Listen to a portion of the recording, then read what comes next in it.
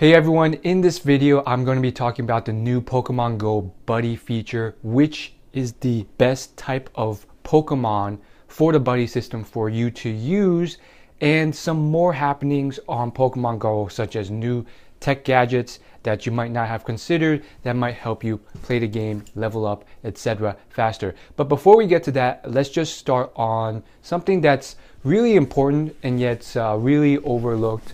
I just want to congratulate you or applaud you for sticking in there, because I predicted this, but it has happened, and that is that Pokemon Go is a trend. And basically, most people, even people I thought would keep playing, have quit playing this game. And of course, you know, with the hype, it's tough for most people to see that it's a trend, but I knew it was coming. But as far as YouTube and the internet goes, especially YouTube, there's still hundreds of thousands of people who play. But in real life, you know, any spot you go to, unless you're in like the heart of a city, people have stopped playing Pokemon Go. And that's just how it is. I think one of the big issues is just the fact that, you know, it's trendy, and it's, of course, just the lack of time. Plus there's a bunch of like little kids that are just rushing past us all because they have much more free time. But one of the big issues, if Niantic wants to extend this game, is that it really requires you to have a lot of Pokestops, and it requires you to walk and go around the world or just get out of your house, which is a good thing, and I really like it. So if Niantic wants to keep encouraging that healthy living lifestyle, they've done an even better job with the buddy system, and they've done a great job with this new this whole new genre of Pokemon through mobile. But if they cared less about fitness and going outside and more about making money and getting more people to be retained and keep playing the game, then they have to figure out something where you can play the game while you're sitting on the toilet at home, which I've tried numerous times. And the truth is, you fire up the game so many times, you sit there and you realize you can't do anything because you have no Pokestops nearby, it's deserted, and you can't walk. And that's one of those addictive psychological features of games that Niantic has not added. For me, it's kind of a good thing, because then you don't get sucked into the game as much because you can't do anything. But it's also kind of a bad thing, because sometimes you do want to play, and sometimes, you know, Niantic wants to make more money, Nintendo wants to make more money. So it's kind of like a give or take.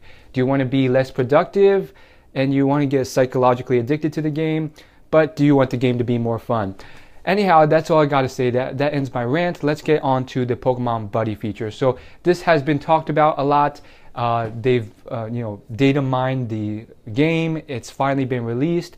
Then people got impatient because it was released first in, I believe, the west coast of the US, and now it's slowly rolled out and most people have it. If you haven't heard, the basic idea is now you can choose one Pokemon to add as a buddy to your game. And basically, once you do that, you can go around and pretty much collect candies for this Pokemon. And the basic idea, from what I know, is that it was designed to combat the fact that some Pokemon are just so rare that you will never come across them, and it's going to be impossible to get enough candies to evolve them. And so this is one way where you can choose a rare Pokemon and evolve it. Now, we're going to be talking about whether this is the best choice for you. Should it always be the rarest Pokemon for you to choose as a buddy?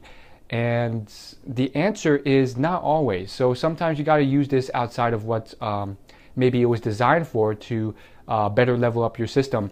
And so a lot of people, most people from what I've been seeing, they choose their starter Pokemons. Why? Because you have to walk less of a distance to get the same amount of candy if you chose it as a starter Pokemon. It's just one of those like little hacks that they added, and that's good. They either choose starter Pokemon or really rare Pokemon like Dragonairs. And the problem with those type of Pokemon is they usually require the longest to walk to get one candy. For a Dragonair, or Dratini, it's 5 kilometers, which is a lot of walking to do just for one candy. So here's where you should break it down. And here's the basic blueprint and foundation for if you really want to level up these Pokemon faster. Choose as a buddy the Pokemon that you really think will give you the biggest bang for your buck in terms of experience, in terms of leveling it up and taking down gyms faster. Because you really want it to make it a compound effect. If you just choose a rare Pokemon that you'll never use at a gym and so forth, I mean, it kind of works if you really just care about being a collector of Pokemon, but even then it will not work as well, because if you can level up faster, you will open yourself up to rarer Pokemon with higher CP and IVs. On top of that, you will you'll be able to take down gyms more, which will allow you to level up faster, because you do get XP when you take down gyms, or even just take down one Pokemon from a gym. So again, I don't have to go too deep on this. You can see why you should prioritize these two things above all else. So think about that. So what I'm doing, and this is what you should probably do, is level up only the Pokemon that really make a difference towards that. And that usually means, for me, EVs for those Vaporeons, which are the best in the meta right now. Anything that helps your Arcanine, your Snorlax, you know what they are, the Executes to Executars, all those types of Pokemon, level those up, because some of them are more, it's still tough to get enough candies. Maybe not for EVs, again, it depends on your region, but some of those still require a lot of candies and it's tough to get. And you want to just keep evolving them so you can power up those Pokemon that you need. And so you can get, 6 CP 2500 Vaporeons to take down a gym. And on top of that, if you have those all maxed out, let's just say, for instance, you have, perfect IV, Snorlax, Arcanine, Vaporeon, Executars, and it's all good and dandy, and you've finished that. Now what do you move on to? Well, first off, that's near impossible because it'll take you forever. You have your Dragonite, you have your stuff. It's not, in practice, it's not feasible. So 99% of your time should be spent evolving those. But let's just say you finish with those. Well, then you can move on to what I like to call easy level ups that you don't have. So if you do not have Pokemon yet that have yet to be registered on your Pokedex, but you do have close to the amount of candies necessary, go ahead and evolve those next, because what those will do is each time you evolve them and it's a new Pokemon sighting, you get 500 XP. So what you want to do is just find all of those Pokemon that need evolving. Maybe it's the Abra, maybe it's something rare like you've never seen a Nidoking before. You get all of those through the buddy system, and then you just stack them all together. And then once you've gotten all of those done, you don't evolve them yet. You set off a lucky egg and then you evolve them, because it stacks. Those 500 XP with the lucky egg stacks for double XP. And so that's the second priority. And then the third priority is your standard stuff. Let's just say you want to be a collector of Pokemon, let's just say you want to go around and you just want to evolve whatever the heck you want because you want to. Maybe you just want more stronger, Rhydons or Sheldors, just because you do, even though it's not good in the meta right now and you'll never use them to take down a gym. You can go ahead and do that. I would probably never hit this phase, because even then I would probably look to evolve, Pokemon that might be coming up in the meta, where they might be stronger in the future, but maybe not yet, or Pokemon that are pretty strong. They're not the strongest in the meta, they're not Vaporeons, but they're really good as well, but I don't have enough candies, or I don't have enough of them in case they're necessary. These are usually Pokemon that are they're pretty darn good, but they're not as strong damage as Vaporeon, but they have a very unique type. Maybe it's water, maybe it's dragon, whatever it is, that is very good for taking down specific in the meta Pokemon that you constantly see at the gym. So an example would be a water type Pokemon like a Starmie that it's really good at taking down Arcanines, and so on and so forth. So that's basically in a nutshell. Really check this out. Of course, the buddy system, all the basics are already out there. There's a million YouTube videos on the basics of how the buddy system works. So that's why I've kind of glossed over that on like the how-to of how to add a Pokemon to your buddy system. And one last thing, the tech. The tech is where it gets interesting. Now, we don't have to get too nerdy with this. Most people, they're getting pretty much charge packs, and of course I could show you a bunch of charge packs here, which pretty much give you more energy. And I would say don't get too crazy with this. Some people, they're spending all this money buying solar powered charge packs. The point is, like, it is rather a bit of a fad, so you don't want to spend too much money on it. Some people spend hundreds of dollars just on the stuff at the shop, which is ridiculous.